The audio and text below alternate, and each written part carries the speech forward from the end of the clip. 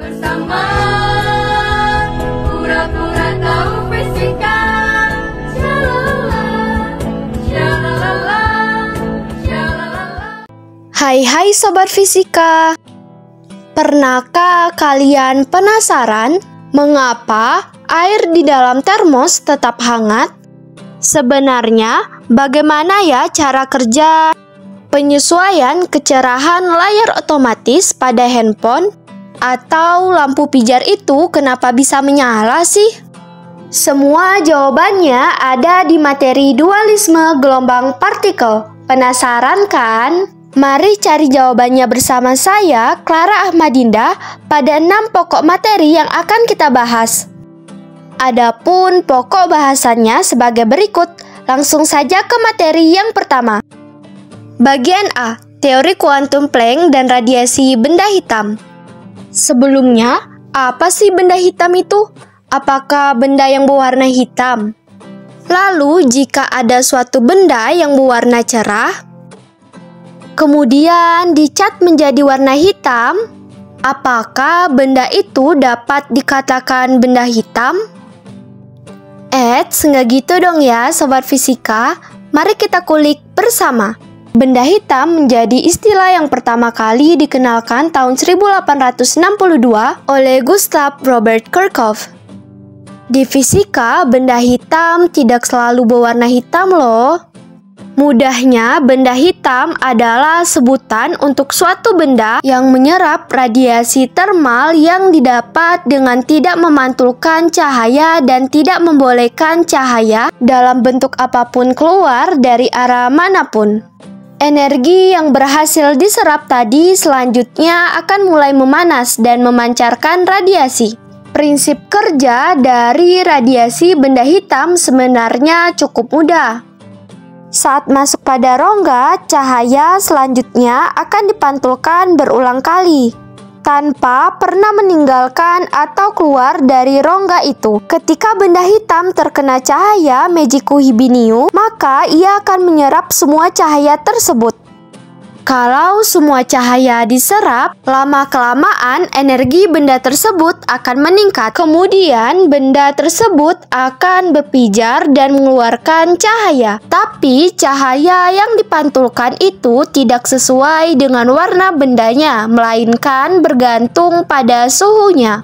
Intensitas radiasi total yang dipancarkan oleh suatu benda hitam dinyatakan dengan hukum Stefan Boltzmann, yaitu I total sama dengan E sigma T pangkat 4. Dengan keterangan I total adalah intensitas radiasi, E adalah emisivitas, sigma adalah tetapan Stefan Boltzmann, dan T adalah suhu mutlak benda.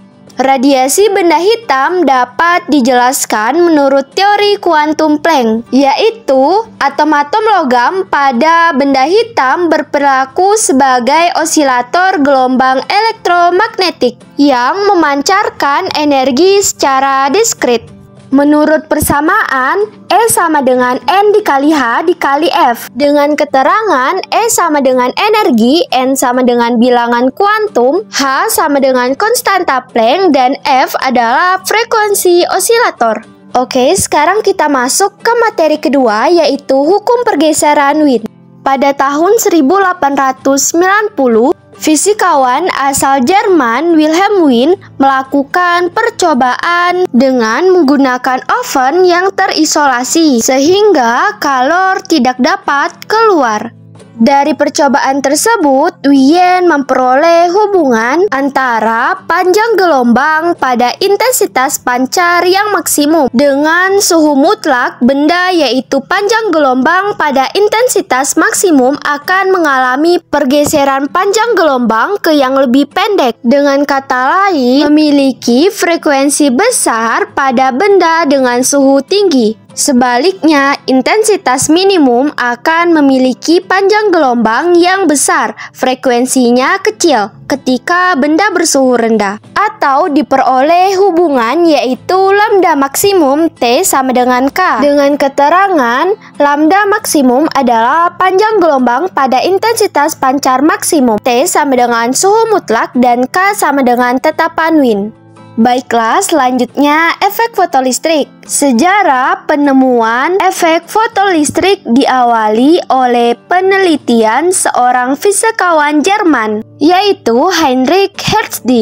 Kala itu, Hertz mengamati bahwa ketika elektroda logam dikenai radiasi sinar ultraviolet, jumlah elektron di dalamnya mengalami penurunan secara signifikan. Efek fotolistrik adalah gejala terlepasnya elektron dari permukaan logam bila permukaan logam tersebut disinari dengan cahaya atau gelombang elektromagnetik. Kenapa ya efek fotolistrik dapat terjadi? Jadi gini sobat fisika, ada dua alasan mengapa efek fotolistrik dapat terjadi. Yang pertama, frekuensi foton lebih besar dari frekuensi ambang logam atau F lebih besar daripada F0. Nomor dua, panjang gelombang foton lebih kecil dari panjang gelombang ambang atau lambda lebih kecil daripada lambda 0. Pada peristiwa efek fotolistrik berlaku persamaan sebagai berikut. HF sama dengan HF0 tambah EK. EV0 sama dengan HF dikurang HF0. V0 sama dengan HF per E dikurang HF0 per E. Semua persamaan tadi sama dengan E sama dengan EK tambah W. Dengan keterangan, F adalah frekuensi cahaya atau foton. F0 adalah frekuensi ambang. EK adalah energi kinetik elektron. V0 adalah potensial henti. E adalah muatan elektron. E sama dengan HF sama dengan energi foton. EK sama dengan energi kinetik elektron dan W adalah fungsi kerja logam. Materi keempat, efek Compton. Efek Compton ditemukan oleh seorang ilmuwan asal Amerika Serikat yang bernama Arthur H. Compton. Efek Compton adalah efek yang terjadi ketika ada gelombang cahaya yang biasa disebut dengan foton yang menabrak ke elektron. Foton bentuknya adalah cahaya. Foton adalah sebuah gelombang yang sifatnya menghambat, sedangkan elektron merupakan suatu partikel atau zat. Dalam hal ini, cahaya atau foton yang jatuh pada elektron-elektron bahan akan dihamburkan oleh elektron-elektron, sehingga panjang gelombang hamburannya lebih besar dari panjang gelombang cahaya yang datang. Perubahan panjang gelombang cahaya pada efek Compton memenuhi persamaan berikut. Delta lambda sama dengan lambda aksen dikurang lambda sama dengan H per M0 C dikali dengan dalam kurung 1 min cos theta. Dengan keterangan sebagai berikut, delta lambda sama dengan perubahan panjang gelombang. Lambda aksen adalah panjang gelombang foton sesudah tumbukan. Lambda adalah panjang gelombang foton sebelum tumbukan. H adalah tetapan Planck. M0 adalah massa dalam elektron, C adalah kecepatan cahaya, dan theta adalah sudut hamburan.